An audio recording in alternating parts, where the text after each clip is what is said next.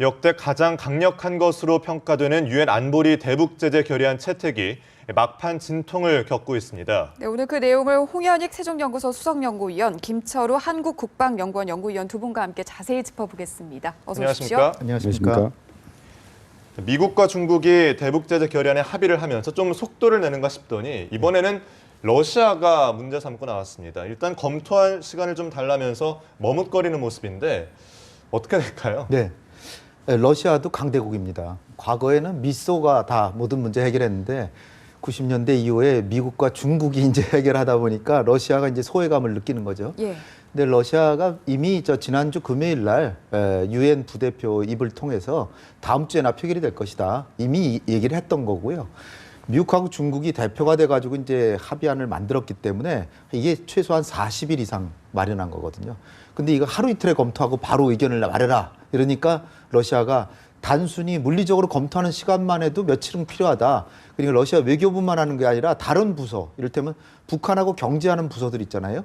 그런 여러 경제 부서의 의견도 들어봐야 되니까 최소한 며칠 걸린다. 다른 나라들이야 뭐 미국이 했으니까 대개 동의하는 거고. 그런데 러시아는 이런 입장을 얘기하는 거고요. 또 하나는 러시아는 자기의 영향력을 계속 유지하고 싶다는 거죠. 그러니까 나를 그냥 경유할 수는 없다.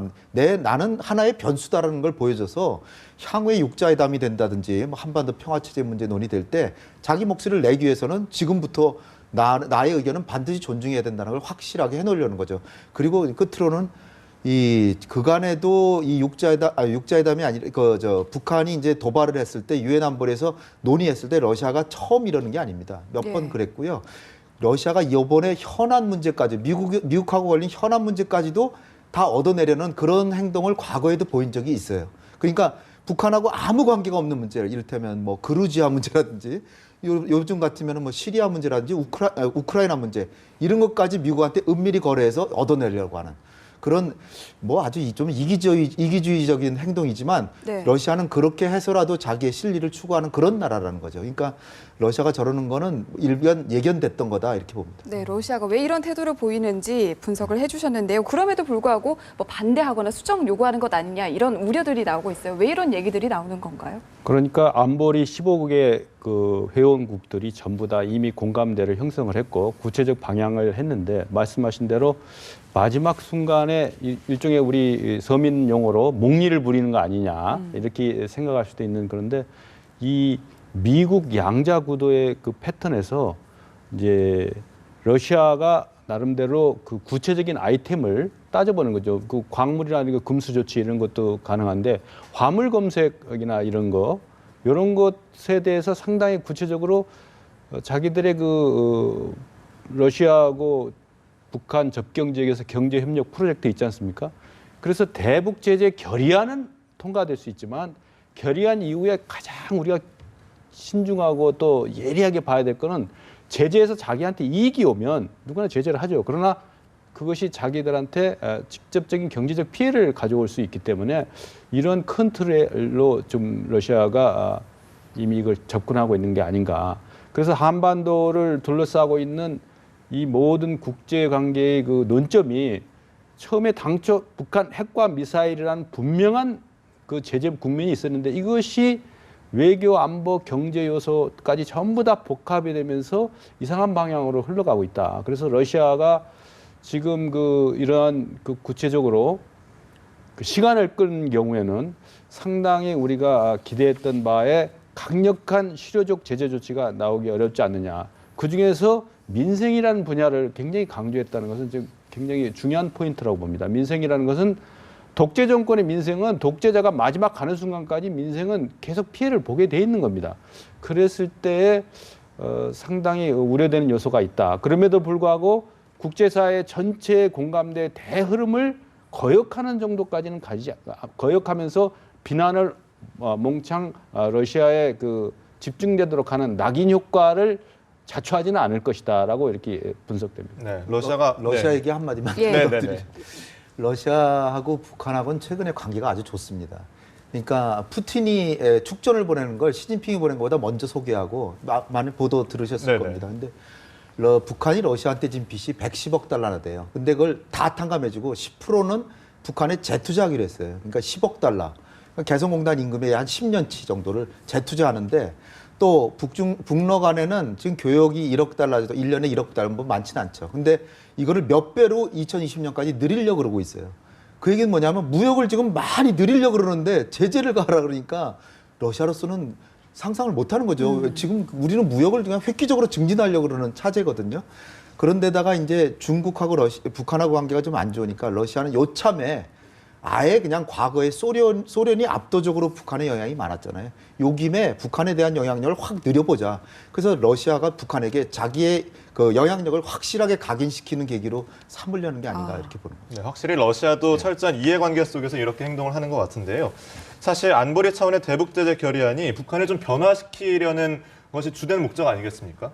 하지만 과연 제재에 익숙해진 북한이 변화를 할지가 좀 의문이고요. 오히려 강대강으로 더 강하게 도발하는 맞수를 두는 건 아닌지 걱정스럽거든요. 그렇죠. 질문하신 곳에 답이 있는데 이것이 어떤 그 전략적 의도를 가지고 어떤 방향으로 갔을 때 상대가 인터액션, 상호작용을 하거든요.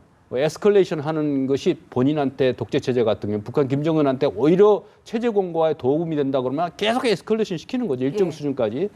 그렇게 해서 지금 비핵화에서 평화와 안정이 중요하다는 거 하고 그다음에 대화뿐만 아니고 타협, 일종의 타협을 해야 되는 거 아니냐 이런 방향으로 나가는 거죠. 중국의 그 프레임이 지금 바뀌고 있거든요. 그래서 우리가 중요하게 봐야 될 것은 이 어쨌든 미중 간의 관계가 그 한국한테 상호작용을 미치고 이것이 다시 러시아한테 미치고 러시아 행동이 그러니까 육자의 경우의 수가 막 복잡하게지는 거죠. 그래서 어떠한 그 국내 정치적 요소를 완전히 배제하고 이 본질이 뭐냐? 북한 핵 미사일 위협으로부터 국제사회가 더 이상 3번이나 강력한 제재를 거부한 이거에 대해서는 유엔의 이름으로 유엔의 그 어떤 권위도 생각을 해야 되는 겁니다. 유엔 안보리의 권위를 이렇게 정면 도전하는 것에 대해서 그대로 방치할 경우에는 사실 종이 호랑이와 같은 존재가 된다. 그런 측면에 봤을 때 굉장히 그 상호작용적인 요소. 오늘 우다해가 와서 뭐 긴밀하게 했을 때 이것이 또 중국이나 중국뿐만 아니고 우리 국내 관련 당사국한테 여러 가지 다각적인 영향을 미친다. 그래서 이런 그 외교적 복합 행보를 할 때는 이른바 전략 커뮤니케이션적인 요소를 해야 된다. 그러니까 전략적 목표를 달성하기 위한 각기 다른 음을 내면서도 최종적으로 조화로운 그 목표를 달성해야 되는. 이게 굉장히 복잡해지는 양상이 되고 있는 거죠. 네. 위원님께서 보시기에는 어떠세요? 그러면 좀 대북 제재가 북한을 변화시키는데 효과가 있을 거라고 보세요? 효과는 있겠지만 그렇게 크게 영향을 미치리라고 생각 안 합니다. 왜냐하면 그저께만 하더라도 처음에 결의안 초안 나왔다 그래서 이렇게 멀리서 바라보니까 야 이건 사상 초유의 엄청난 제재다 그랬는데 빠져나갈 구멍들이 여기저기 그냥 다 보여요. 이를테면 뭐 석유를 다 안 준다. 그럼 북한 몇 달 뒤에 뭐 문 닫아야지 망하죠. 근데 석유를 안 주는 게 아니라 항공유, 로켓에 이용되는 기름만 안 준다. 나머지는 다 준다는 거예요. 마찬가지. 석탄이 북한이 중국에 수출하는 물량의 한 40%가 넘는데 이게 생계에 관련된 수출이라면 받아들이겠다. 그걸 누가 합니까? 생계에 관한 건지. 그건 판단한 게 중국이에요. 그다음에 근로자들, 해외 파견 근로자 전혀 조항이 없어요. 이런 것만 봐도 물론 뭐 다른 조항들은 많습니다. 뭐 과거에는 뭐 대량 살상 무기 관련한 무기만 뭐 금수하고 그랬는데 이제는 소총도 무기는 일체 못하게 하고 뭐 이런 것들은 많은 것들이 있긴 있는데 어떻게 보면은 북한의 중국에 대한 의존은 더 커질 것 같아요. 왜냐하면 다른 나라들은 다 무역이고 수출이고 다 끊는데 중국은 여러 가지로 자기가 융통성을 부여줄 수 있고 자기가 그 기름, 석유 같은 걸 주는 거를 조금만 조절하면 북한은 엄청난 피해를 보니까 오히려 북한의 중국에 대한 의존도가 더 커지니까 향후에는 북한을 바라보려면 중국의 태도를 더 봐야 될 것 같은 생각이 전 듭니다. 그래서 어떻게 보면 중국이 굉장히 양보한 것 같지만 실제로는 북한에 대한 통제력을 늘렸고 아니나 다를까 북한에서 지난번에 이달 초에 우다웨이가 평양을 다녀왔는데 그 이후로 북중 친선 모임이 많아졌어요. 평양에서. 그거 의아하잖아요. 대북 제재안을 논의하는데 그런 거 보면은 이게 중국의 태도 여하에 따라서는 북한이 어떻게 하느냐가 달려있다. 그래서 우리가 앞으로는 워싱턴만 볼 게 아니라 베이징이 어떻게 북한을 대하느냐를 보는 게 북한의 향후의 행동을 보는데 더 유용하지 않을까 이렇게 보입니다. 그런데 궁금한 게 제재안에 어찌됐건 중국도 합의를 한 상태인데 그러면 네. 성실히 이행해야 되는 거 아닌가요? 그렇죠. 근데 예. 유엔 안보리 제재안의 기본적인 그 한계는 어디 있냐면 안 지켜도 제재를 받질 않아요. 이를테면 대북 제재안을 중국이 그대로 안 했다. 예. 어떡하겠습니까? 강제성이 떨어진다는 아니요, 얘기죠. 뭐 항의만 할 수 있지 그냥 구두로 항의할 것뿐이에요. 미국이 중국한테 왜 이렇게 안보리에서 통과하는데 당신들도 찬성표도 얹었는데 왜 안 하냐? 그러면 중국이 뭐 우리 하고 있는데 그냥 그러면은 이렇게 증거가 있는데 그러면 그건 잘못된 증거다라고 그러게 버리고 말아버리지. 네. 왜냐하면 강행 규정이 아니라는 거예요. 근데 미국은 지금은 이제 무기가 하나 생겼죠. 뭐냐면 미국 국내법으로 세컨더리 보이콧 조항을 미 행정부가 손에 잡고 있습니다. 그러니까 만약에 중국이 자꾸 발뺌하면 미국 국내법상 세컨더리 보이콧을 중국의 기업에 적용하면 엄청난 타격을 받을 수도 있어요. 그러니까 중국이 마음대로 하진 못할 겁니다. 그러나 그럼에도 불구하고 아까 같이 민생에 관련되는 석탄 수출은 뭐 괜찮다. 그러면 전부 북한에서는 개인 기업 액면으로 그냥 내세워 놓고 개인 기업을 통해서 보낸다 그러면 이건 북한의 생계랑 지장이 있으니까 우리가 받아들인다. 이렇게 할 경우에 미국이 어떻게 하기가 어렵다는 점에서 보면 굉장히 가혹한 제재 같지만 빠져나갈 구멍이 있기 때문에 네. 중국이 과연 이걸 성실하게 할까? 아마 한 서너 달은 열심히 할 것 같아요. 근데 이제 중국이 또 지금 평화협정 육자회담하고 같이 하자는 거 아닙니까? 네네. 그래서 북한이 순순히 나온다. 그러면 이제 은근히 이제 풀어주겠죠. 근데 북한이 계속 안 나오고 중국의 말을 안 듣는다. 그러면 굉장히 좀 강하게 하고 이런 걸 과정을 보면 북한의 중국에 대한 의존은 더 커질 수밖에 없지 않을까. 이렇게. 네, 중국의 태도와 관련해서 지금 홍 박사님께서 얘기를 해주셨는데 혹시 덧붙일 내용 있으신가요? 우리가 중국의 그 나무가 무슨 나무인가를 보려면은 그 열매를 보면 압니다. 여태까지 쭉 보면은 우리가 한중 경제 관계를 잘 발전시켜왔고 경제는 대한민국과 북한과의 그 혈맹 관계를 계속 유지하고 있지 않습니까? 그래서 이른바 전통적인 디바이드 앤 룰 분할해서 이렇게 하는 거 아니겠습니까? 그래서 양쪽의 마치 나뭇가지 인형 조종하듯이 하는 그런 이해관계가 있다. 그래서 전략적 안보 이익이라고 하는 북한을 통해 있기 때문에 이 틀을 어떻게 하든지 본인이 육자회담 의장국으로 되면서 중국이 말이죠. 다 모든 나라가 와서 대화의 틀로 다시 돌리려는. 그래서 오늘 우다회의가 굉장히 상징성이 있는데 우리가 북한한테 압박을 가하러 갔다고 이달 초에 갔다고 막 이렇게 얘기하는데 사실은 압박을 가하러 간 게 아니고 모종의 외교 관계는 겉으로 드러나는 것보다 한 70~80%가 다 밑에 있지 않습니까? 그래서 모종의 어떤 합의로 해고 있을 수도 있다라는 그런 전제를 봤을 때 중국의 행보를 우리가 같이 국제사회 공조를 맞춰야 되지만은 중국의 계산법, 이른바 전략적 셈법은 따로 있다. 그런 측면을 봐야 되고 이른바 농구 선수론을 먼저 키 큰 농구 선수끼리 하고 밑에 키 작은 사람들은 공 주고받는데 어떻게 모른다 그런 얘기도 나오지 않습니까? 그래서 우리가 그 합리적이고 전략적 의심, 그 합당한 의심 이거는 반드시 하고 그거에 대한 대비책도 같이 강구해야 된다. 그러나 그것을 외교적으로 표현할 필요는 없는 거죠. 그러니까 중국의 그 행보를 다시 도발했더니 결국은 대화 테이블로 나오는 틀로 가려는 그 의도가 속셈이 게재된 게 아닌가 이렇게 봅니다. 네. 말씀하신 것처럼 우다회의가 지금 방한을 했는데 어떤 내용을 좀 논의를 하게 될까요? 제가 그 협상장에는 없지만 네. 할 얘기는 분명합니다. 지금 미국에 가서 그 왕이 외교부장이 했던 얘기들이 미국은 부인하고 있지만 사실상 사드 문제를 얘기를 하면서 사드 배치만 조금 유예해 준다면 고강도 대북 제재, 유엔 안보리 제재안에 응하겠다. 근데 중국의 노림수는 아까 말씀드린 거예요. 유엔 안보리 고강도 제재에 동의해줘도 결국은 칼자루는 중국이 진다는 거죠. 그러니까 그러나 미국으로서는 고강도 제재안을 마련하는 것 자체가 지금 중요하니까 일단은 그걸 왕위가 양보를 했고 그 대신에 사드 배치는 태평양 함대 사령관이 얘기하듯이 한국하고 사드를 논의한다는 것이지 배치한다고 한 적은 없다. 예.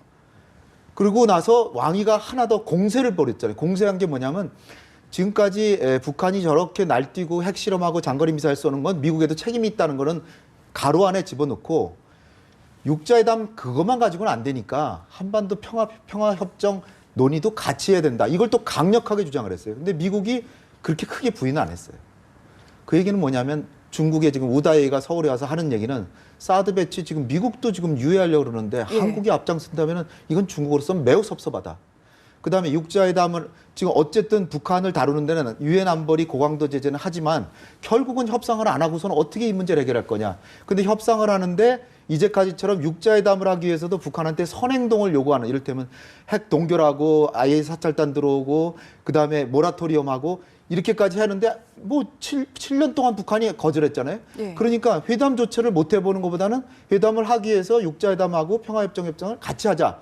이거를 강력하게 우리한테 주장할 겁니다. 그랬을 때 우리 정부가 이제 어떻게 답하느냐가 이제 문제인데, 제가 볼 때는 이제 사드 문제, 요거는 이제 미국하고도 다니엘 러셀도 왔다 갔잖아요. 예. 그러니까 다니엘 러셀하고도 많은 얘기가 됐을 겁니다. 그러니까 사드 문제에 대해서 우리가 너무 앞서가기보다는 중국하고도 관계를 우호 관계로 갖고 미국하고도 가고 그러는 가운데서, 왜냐하면 중국에게 대북 제재의 키가 지금 다 쥐어져 있거든요. 그러니까 우리가 중국을 거스르면 중국은 대북 제재 성이 안 보일 거라고요. 분명히 그걸로 우리한테 압박을 할 겁니다. 그러니까 우리가 할 수 있는 것은 결국은 한중 관계 우호 관계를 하고 중국이 대북 제재도 하게 하고 협상을 가는 길을 조금 열어주는 것이 슬기로운 길이 아닐까 이렇게 생각합니다. 그렇다면 사드 문제는 그렇다면은 평화협정 문제는 네. 우리 측이 어떻게 대응을 하게 될까요? 평화협정은 제가 말씀드린 대로 미국이나 한국은 육자회담에 초점을 두면서 육자회담을 하는데도 북한이 선행동을 해야 된다. 그렇게 전선을 형성했는데, 북한은 이제는 아예 4차 핵실험까지 하고 나서는 아예 육자회담은 집어쳐 버리고 평화협정만 논의하자 그렇게 되거든요. 그러니까 협상 자체가 이루어지기가 매우 어려운데, 그래서 중국이 중재안으로 갖고 나온 게 육자회담하고 평화협정하고 같이 논의하자. 그런데 이제 거기서 남은 게 뭐냐면, 북한이 육자회담에 나오기 전에 해야 될 선행동들, 그 행동들을 어떻게 처리하느냐를 우리 정부나 미국이 얘기할 수 있는 건데, 네. 그 부분에서 우리가 약간 융통성을 보인다면 제재는 제재대로 하면서, 제재를 하면서 협상을 해보는 게 좋지 않을까. 제재를 하지 말라는 게 아니고 제재는 강하게 하면서 협상도 해봐야 되는 것이 아닌가. 위원님께서는 어떻게 생각하세요? 그러니까 이게 잘못된 행동에 대해서 보상으로 귀결되는 건 안 된다는 거예요. 그래서 이 평화협정이 그 용어 혼란 전술 개념이 있는데, 평화협정 하자는데 왜 반대하느냐 하는데 그 저의를 생각해봐야 되는데, 우리가 중요하게 생각하는 그 사드 문제도 이 군사적 효용성 측면에서 충분한 논의가 돼 있지 않습니까? 그래서 외교 정치적 결단에 의한 거는 뭐 차치하고라도 왜 그런 논의라는 것은 북한의 핵 미사일 위협이 우리한테 당면하고 현존한 위협이라는 거기 때문에, 평화협정의 그 어떻든 그 달콤한 수에 넘어가게 되면은 다 무너지는 거죠. 그래서 원칙에 입각한 그 잘못된 행동에 대해서 보상으로 결국은 회담의 틀로 나가야 된다는 그런 그거는 잘못된 거고, 동시에 할 수 있다.